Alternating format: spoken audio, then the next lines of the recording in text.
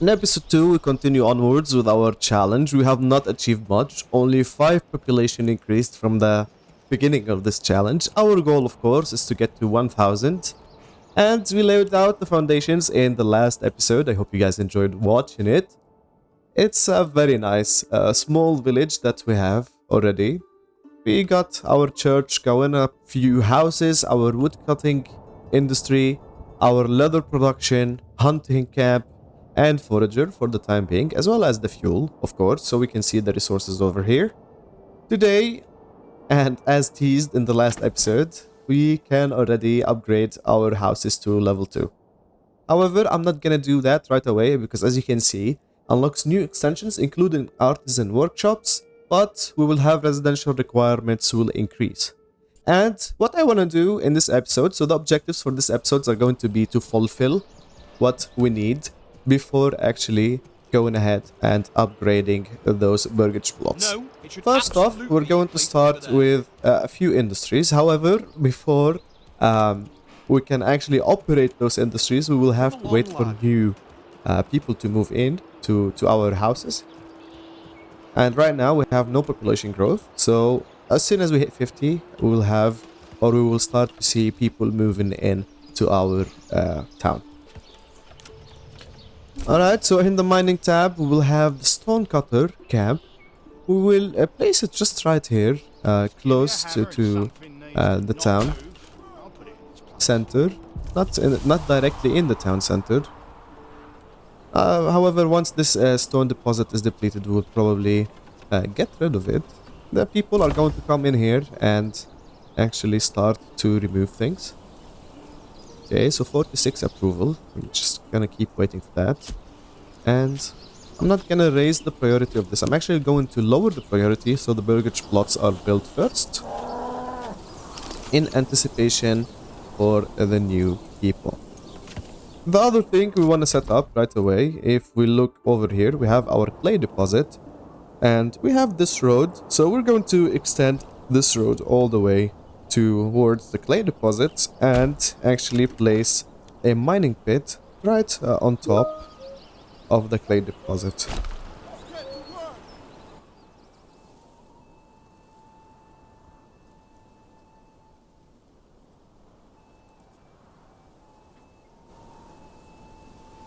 Sweet. This will allow us to get clay started. However, again, we're not going to be able to start with those productions unless we have more families moving in. Alright, so after a while we can see a new family is moving in. Our approval is at 54. And we have one extra unassigned family here. And we will just wait for the clay pit, which is already supplied with the goods and is just awaiting construction, as well as the stonecutter's camp. So let's set this at medium, and people will continue to move in. We have 6 families now. I'm excited to see the population grow here. And after we build the clay deposit, we actually will do the clay furnace as well. The clay furnace will have to be somewhere in our industrial area. Maybe on the outskirts over here. Somewhere like so. That's somewhat close to the town and close to the pit itself as well. So let's see. And let's actually speed that up. And you can see all the burgage plots as well have been built while we were waiting for our new residents. It's so beautiful. Work area is empty. So the forager hut cannot find any berries. So what we're gonna do, because it's winter obviously, so this will not be working. And what we're gonna do immediately is assign somebody to the mining pit that just got built over here. And then people will start building this, I hope. Another thing we want to do is actually improve our hitching post into a small stable. And to do that, we will need some people working in the soap pit. and producing some planks for us.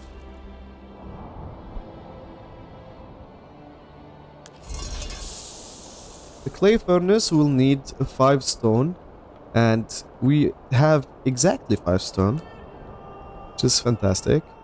And however, the stone camp, or the stone cutter's camp, is already coming along, and we can see the approval is around 72 now. The population growth is still a low. Once we get to 75, we should see it going around to high instead. There we go, high population growth. Now we will get more and more families. Let's hope the approval rating stays this way for the longest time it can. However, oh, and there we go, another family is moving in. Let's directly assign somebody to the stonecutter's camp. And we have a construction project going, so we will still need to have one unassigned family. Burn the house, that'll warm me. So the town is coming along.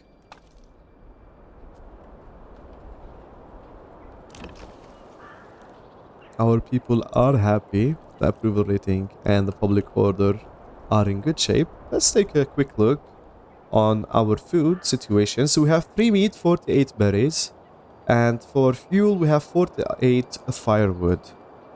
So the hunter's lodge, or the hunter's camp, is doing its due diligence. However, that's not a lot.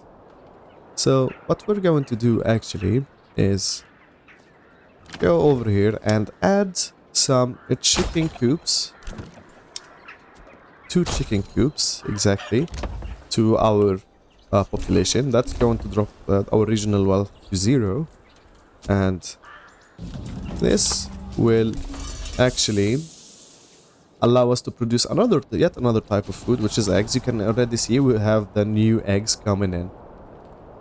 Abandoned camp was sighted, and that's close to us somehow, but we can't really do anything about it.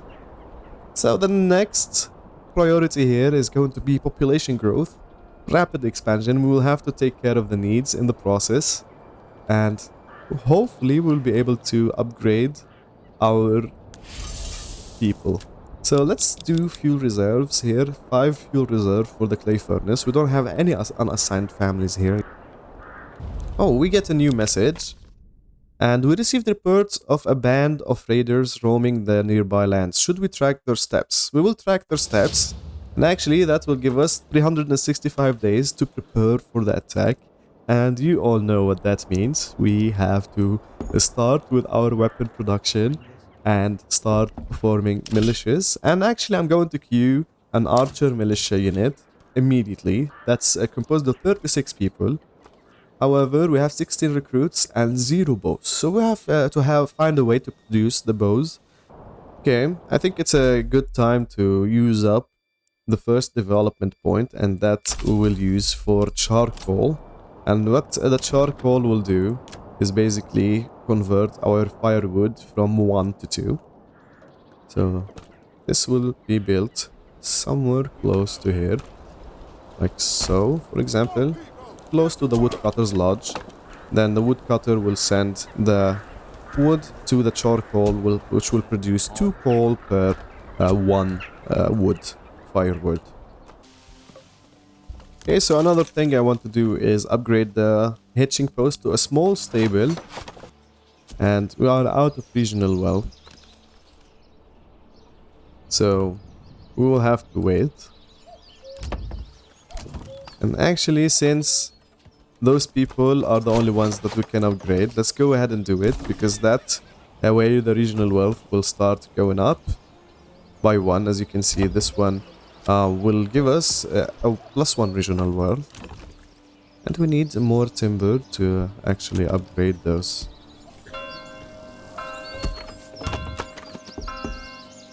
Alright, so another family joins. We're actually going to reactivate the logging camp, and we're going to assign 2 families to it instead of 1, because we need that much wood at the moment. We have 10 families. We have grown to 30 population here, which is fantastic. And we have to look at, so we have 5 months worth of food, 5 months worth of fuel. And we actually have few meat and 48 berries. The berries are growing again. So let's actually assign the last family that we have to the forager hut so it gets more food for us. Also, what we want to do here is put a granary down. And I would like to have the granary somewhere in the middle of our town. So maybe right here we'll have a small road that comes off of here. And then we'll have a granary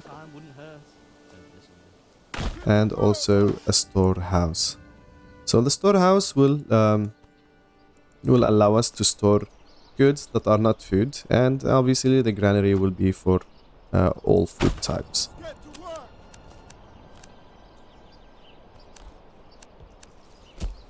Get to work. Okay, that's not a perfect road. Now it is. Let's actually go like so. And well, the granary is finished. And what we're going to do actually immediately is upgrade it into a level 2. And so we will do the same for the storehouse.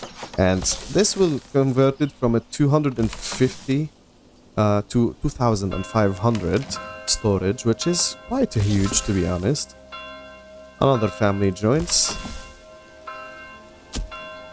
One more family and we will be at our capacity here. And you can see the town is already growing. Have our chickens here. Have our clay industry. And our stone cutter over here. However, the stone, and if we go up, it's already gone. So the stone cutter is of no use at the moment. What we're going to do is remove the people who are working here. And we will wait. So we have 20 timber, 18 planks, 150 stone.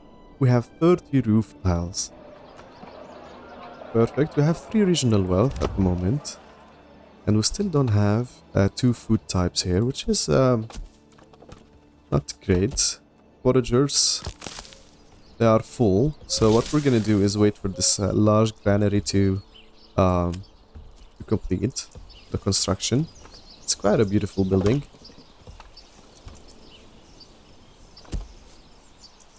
And also, the next upgrade, of course, is going to be the wooden church. Let's give this highest priority. Then this will be very high. And also, let's go ahead and upgrade the small church into a bigger church. And this is done. We will assign one family to work in the large granary, and there we go. We are at our cap. 13 families. 13 families strong. Our village is definitely growing. We are still a small village. However, if we upgrade one of those people, then that will change. And actually, I will assign 2 families to the granary just to get things moving around. So the granary will help the food places like the hunting camp and the forager to move things around, and they will put them in the granary. And the granary here is close to the marketplace somehow, right? And we'll probably have a small marketplace on this side as well. But we will see. I'm not decided on that yet. And we have 200 days for those people to come and try to kill us. Alright, so the large storehouse is ready. Let's actually assign one family here. And you can see them already moving to get things around for us. Okay, the food situation is not very nice.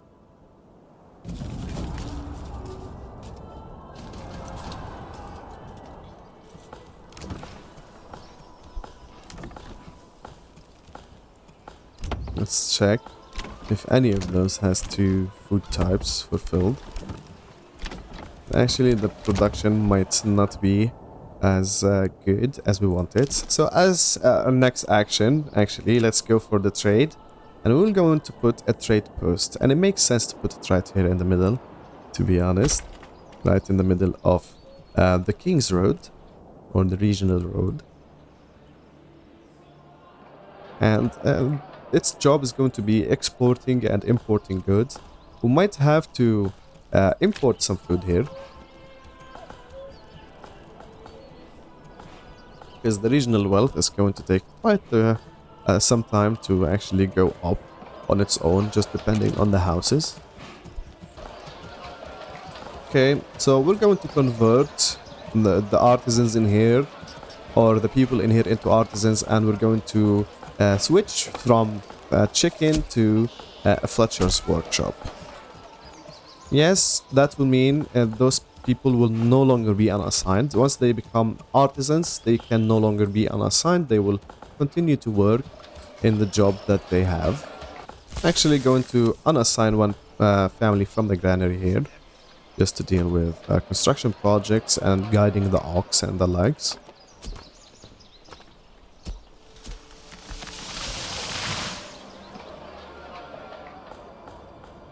And for them to upgrade the church for us. It's still coming along.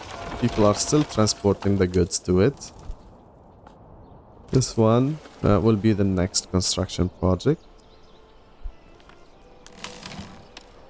And you can see this one will store clay, planks, stone.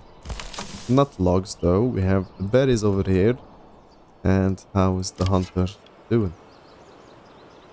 Well, the hunter is not doing great. The animals are not up to speed.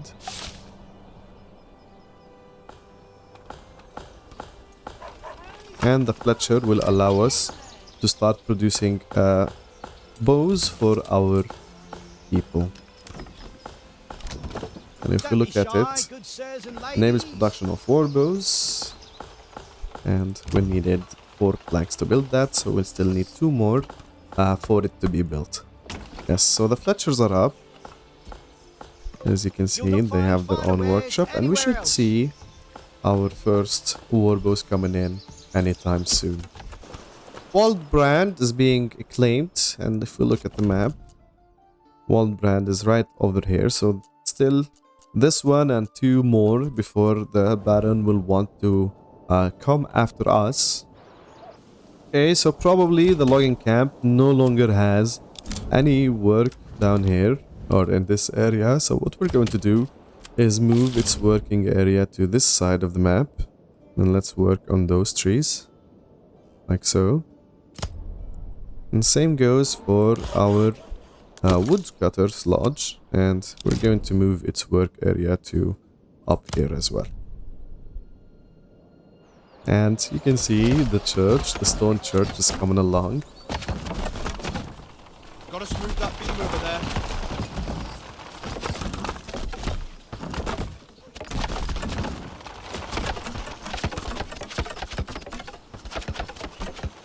However, one very strange thing that we noticed yesterday, we were in Discord playing this game with my friends, and there's something pretty funny going on here.